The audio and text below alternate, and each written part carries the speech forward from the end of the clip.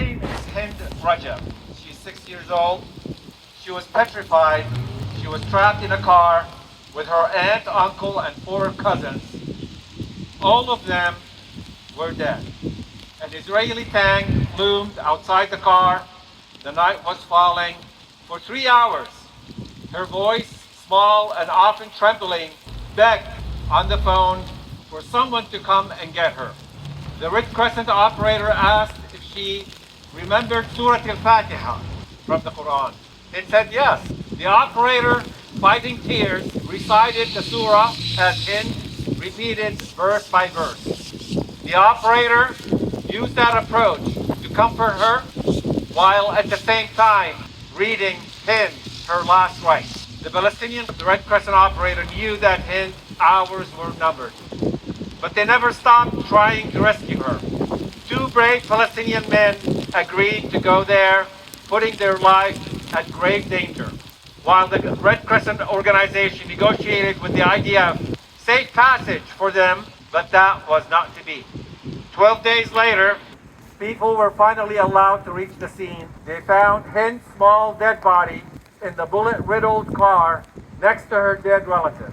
Nearby, they also found an ambulance that was sent to rescue Hind with 2 Palestinian Red Crescent rescue workers shot dead. Why? Just this week, Israel killed over 112 Palestinians in North Gaza while they were trying to get food from the few aid trucks that made it to the North Gaza. This is now known as the Flower Massacre. I have to tell you, I'm getting sick and tired of naming those massacres. In North Gaza, famine has set in. Palestinians are so desperate for food, they are resorting to eating animal fodder. Israel's brutality and viciousness knows no bounds. Again, why? This is the situation in Gaza since October. Soon it will get worse as Netanyahu announced his plans to take Rafah. This is a genocide, plain and simple. In Aaron Bushnell's last words, "My name is Aaron Bushnell. I am an active duty member of the U.S. Air Force, and I will no longer be complicit in genocide. I am about to engage in an extreme act of protest, but compared to the people have been experiencing in Palestine, it is not extreme at all. This is what our ruling class has decided will be normal. Free Palestine! Free Palestine! Free Palestine! Free Palestine! Free Palestine! Free Palestine! Those were Aaron's last words. According to the Siraj, Assad, and the Jacobin, Mr. Bushnell gave his life to protest the horror committed in Gaza. With our own government's complicity, Bushnell martyrdom takes place as Joe Biden administration continues to arm Israel to the hilt, lavishing with billions of dollars while providing diplomatic cover in the war crimes that are taking place, vetoing several UN resolutions for ceasefire. The United States also rewarded Israel with a crime of its own by continuing to starve Palestinians by halting the funding for UNRWA, for seeking justice at the International Court of Justice, the ICJ. As Bushnell burned, the death toll in Gaza passed 30,000 civilians. Nearly half of them are children, like him. As Israel continues to deprive the besieged Gaza Strip of food, water, and medicine, in essence, condemning thousands of Palestinians to a slow, agonizing death. I know it feels hopeless, but in Dearborn, Michigan, in the Democratic primaries, the uncommitted vote was 10 times as we hoped, exceeding 100,000. Yes, there is hope.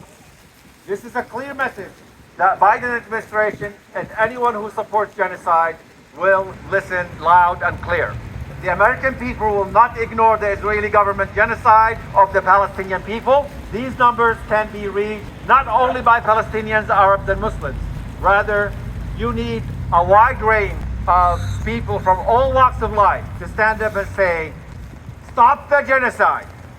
Genocide! Stop the genocide! Stop the genocide! Stop the genocide! Stop the genocide! Ceasefire now! Ceasefire now! Ceasefire now! Ceasefire now! Ceasefire now! Ceasefire now! Bushnell died so that Gaza may live. He died for free Palestine and to remind us all that Americans stand against Israel's occupation, apartheid, Gaza siege, and the decades-long oppressions of the Palestinian people. I agree with you. His death should serve as a call for action, an urgent plea to do everything we can to stop this unending atrocities in Gaza. To say to Biden and to say to Netanyahu, hands off Rafah! Hands off Rafah! Hands off Rafah! Hands off Rafah! Hands off Rafah! Hands off Rafah! Hands off Rafah! Hands off Rafah! We have a chance in May to send a message that supporting genocide would not be acceptable for Oregon voters. We can protest this through our votes in the primary, just like many other states have done. There are plans in the works, and stay tuned to the email blasts and other sources of media. Shortly before his death, Aaron Bushnell posted something online that gave me a lot of hope. He said, many of us like to ask ourselves, what would I do if I was alive during slavery, or the Jim Crow South, or apartheid? What would I do if my country was committing genocide? The answer is, you are doing it right now. Please repeat after me. Aaron Bushnell said, Aaron Bushnell said, free Palestine. free Palestine! May his words May his words echo across the land. echo across the land! Aaron joined the over 38,000 martyrs in Gaza. You will forever be in our hearts. You will ever be in our memories. Rest in peace, Aaron, and thank you.